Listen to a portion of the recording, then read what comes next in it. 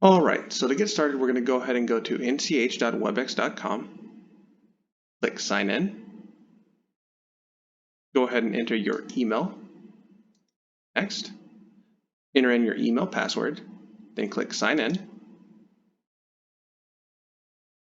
And then from here, you see that we have a few different things. This is the link to your personal Webex room. This is a Webex that's always open that anybody can join. You can see a few more ways to join. This is the meeting number. You don't really need this. You can just click the join link, or you can just start a Webex meeting, which we'll go over here in a moment. You can join by a video system. So if you're using Skype or a Polycom device or any other video system that's not Cisco, you can just dial from here. Or you can join by phone. This is what you would enter, but you don't really have to worry about that. We'll go over here that here in a moment. You can start a meeting using the web app or the desktop app from here. Again, this is the desktop app, but we'll go over that here in a moment. Or you can schedule a normal Webex meeting. The Meetings tab will show any meetings that you have scheduled. The Recordings tab will show any recordings that you've made on a Webex. Here in the Preferences tab, there are a few different things. Under Personal Room, you can change your personal room link. This does have to be unique, so just keep that in mind if you do decide to change this. You can change your host pin, which you don't really have to worry about too much. You can set to automatically lock your personal room after a set number of minutes. You can change how long or short this is. And after that set amount of time that you are in a meeting, it'll lock it so that if anybody else joins, you'll have to approve or deny them. And then here you'll see the notify by email. If someone joins your personal room, you'll get an email notification saying that they're waiting. So I suggest leaving that checked. And then here, under alternate hosts, you can set alternate hosts. Please note that this does affect all personal room meetings, so that if you add someone here, they can always join and host your personal room. So if you want somebody to just host a personal room for a single meeting, it's best to add them shortly before and remove them shortly after, and make sure that you do save any of your changes.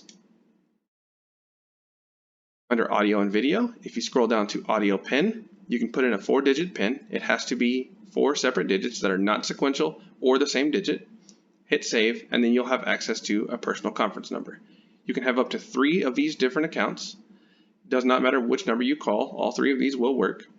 As the host, you will enter the host access code, and everyone else will enter the attendee access code. If you generate a personal conference invitation, everyone will see just this, and you will see this, so you don't have to worry about that too much, but do note that this is a separate number that you will be dialing compared to everybody else. And that's pretty much it for there. We'll go to downloads.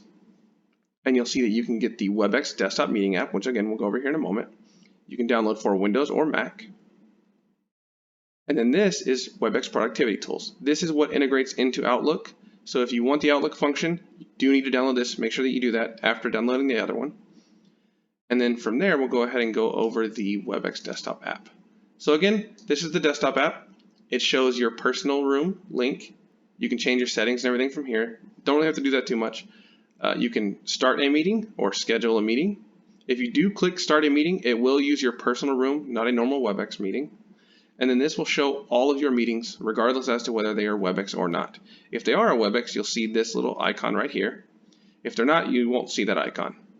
That's pretty much it for that. So then we'll go ahead and go over to Outlook. These are the buttons that are added with that Productivity Tools download. A Meet Now is your personal room. And a normal scheduled meeting is a Webex meeting. However, you can click the down arrow and change it. Again, Webex meeting, personal room meeting, or the audio only conference meeting. Yes, so the audio only is for the conference room. So if you do a personal conference, that is audio only. There will be no video. So keep that in mind. So we'll go ahead and click schedule a Webex meeting. And this is what this looks like. You'll see it communicating with the server. It'll pull the information down in here. If you're typing in this box, make sure that you do not type from here or below, or else it'll break the Webex link and you'll have to regenerate. You can add in, just like any other normal meeting, add in everything that you need to do here. And then in the settings tab, you'll see the password, which again, you don't have to worry about. It is mandatory, but you don't have to worry about it. If you click join from the email or from the calendar invite, it'll just join. You don't have to worry about typing in a password. It automatically joins and signs you in. If you join and you don't have the Webex desktop meetings app installed, it's still fine. It'll take you to the website and let you join that way. You can sign in or join as a guest if you don't have an account.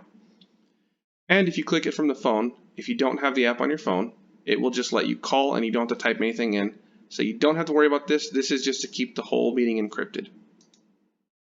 Under the Resources tab, once you've assigned people to the meeting, you can add alternate hosts. This is just for this meeting, so if you add an alternate host here, it will only affect this meeting. So if you need to add alternate hosts, it's highly suggested to do a normal WebEx meeting as opposed to your room. And that's pretty much it for that. And again, if you do personal room, it looks the same. You can't make any changes from here. And this is what a normal WebEx meeting invite will look like. You just click the join button. You don't have to worry about anything. From WebEx, there are a few different things. So if you do your audio, you can use computer audio. This uses WebEx's system, and since that's heavily taxed right now due to the quarantine, you can do Call Me, which uses our phone system instead. You can put in any phone number you want, and this will have a separate audio link, so you don't have to worry about having echo or anything. This will just use your phone as audio. And if you are using computer for audio, which I'll go ahead and do now, you can see that you can mute or unmute from here. You can mute or unmute video, and you can share content. We'll go over that here in a minute. So from audio, if you are having audio issues, you're noticing a lot of echoing or just dropping audio, you can click speaker, make sure that you have your settings correct. Close that out.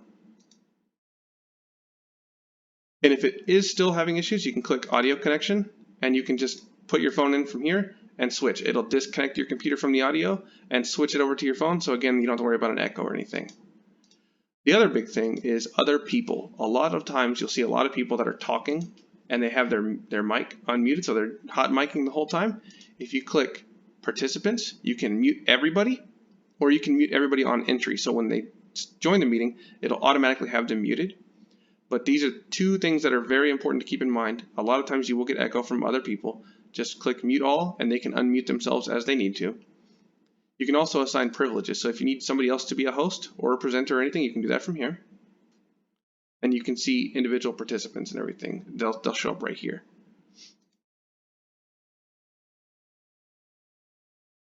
From meeting, you can start a recording or change your settings. You don't really have to do this much, but you can. You can also add a welcome message when someone joins.